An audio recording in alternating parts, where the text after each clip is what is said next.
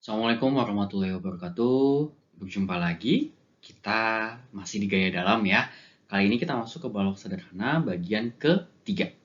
Oke?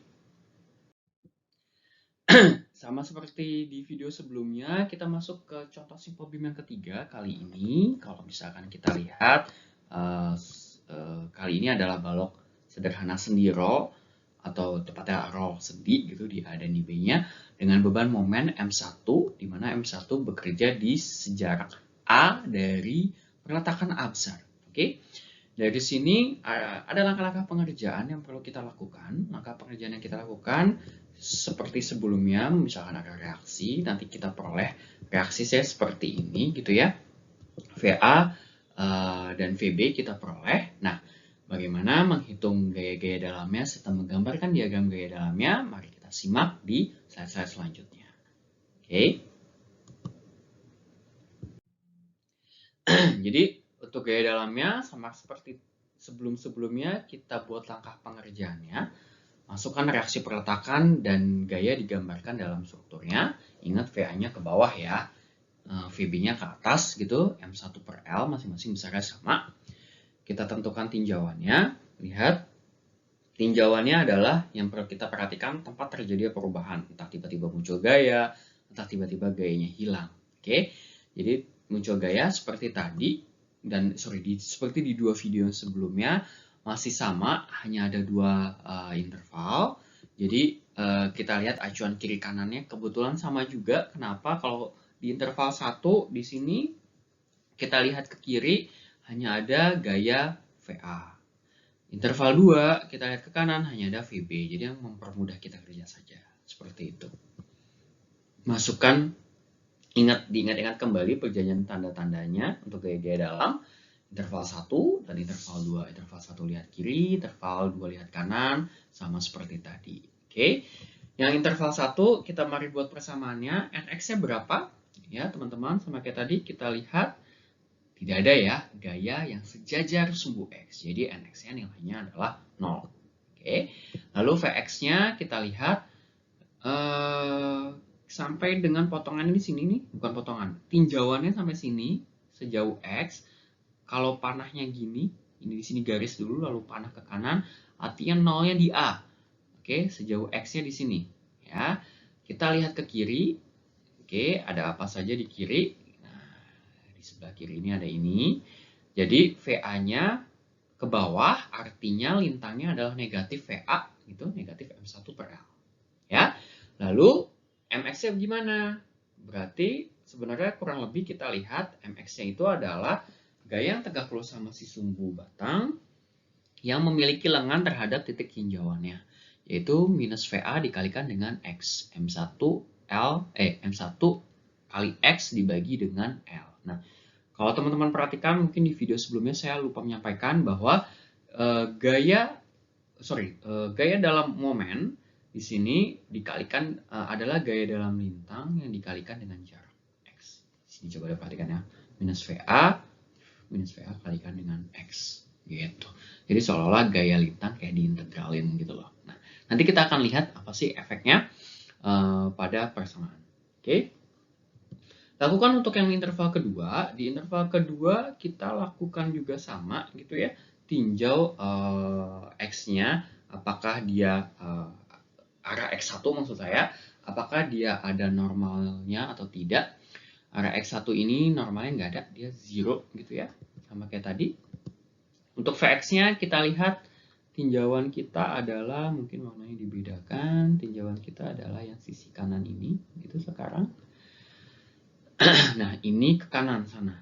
Sorry, harusnya sampai sini nih, ke kanan sana. Ya, ke kanan sana, maka kita peroleh lihat tinjauan kita adalah ini. Jadi ada VB. Ke atas dia, lihat. Kalau lihat kanan, ke bawahnya yang nilainya positif. Karena dia ke atas berarti nilainya negatif. Jadi negatif VB yaitu minus M1 per L.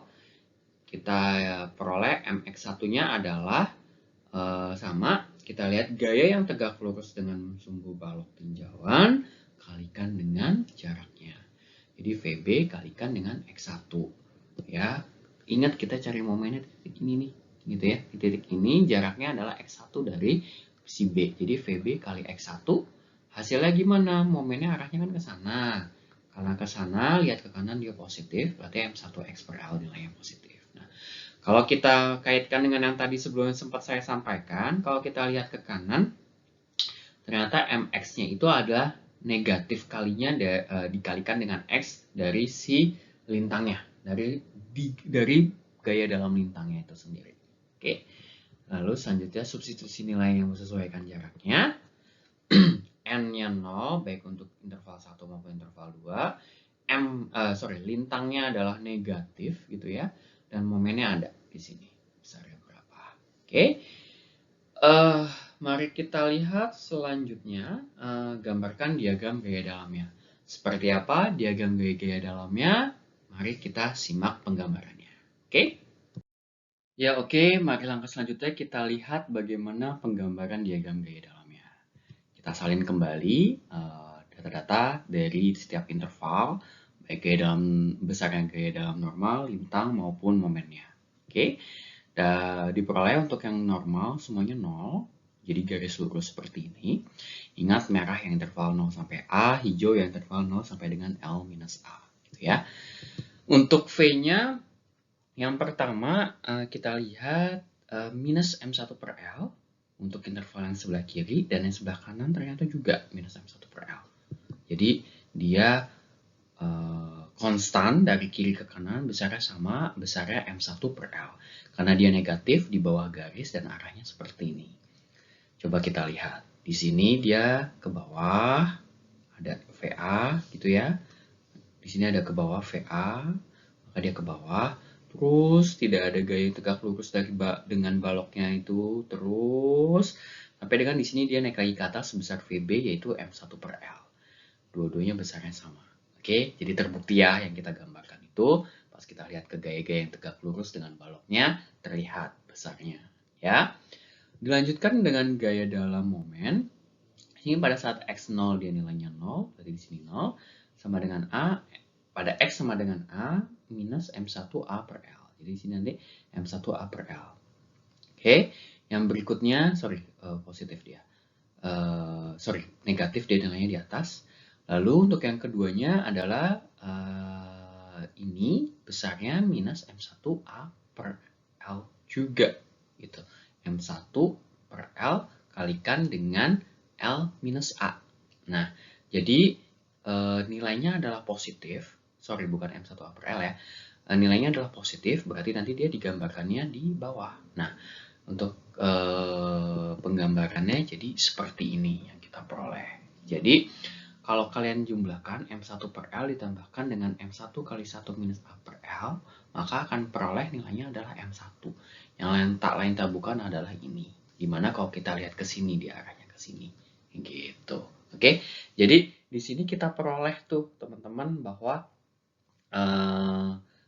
gaya-gaya dalam tadi memang berkoresponden dengan gaya-gaya luar reaksi perletakan yang bekerja pada struktur balok tersebut. Oke, jadi di sini kita di 3 contoh soal yang pertama pada balok sederhana masih dengan gaya-gaya yang sederhana, hanya satu jenis gaya saja yang bekerja. Untuk selanjutnya seperti apa? Kita lihat di video-video berikutnya ya, teman-teman. Ya, berikut adalah referensi yang teman-teman bisa lihat dan cross-check kembali di buku-bukunya mengenai gaya dalam pada balok. Ini. Terima kasih atas perhatian teman-teman. Sampai berjumpa kembali di pertemuan video berikutnya. Wassalamualaikum warahmatullahi wabarakatuh.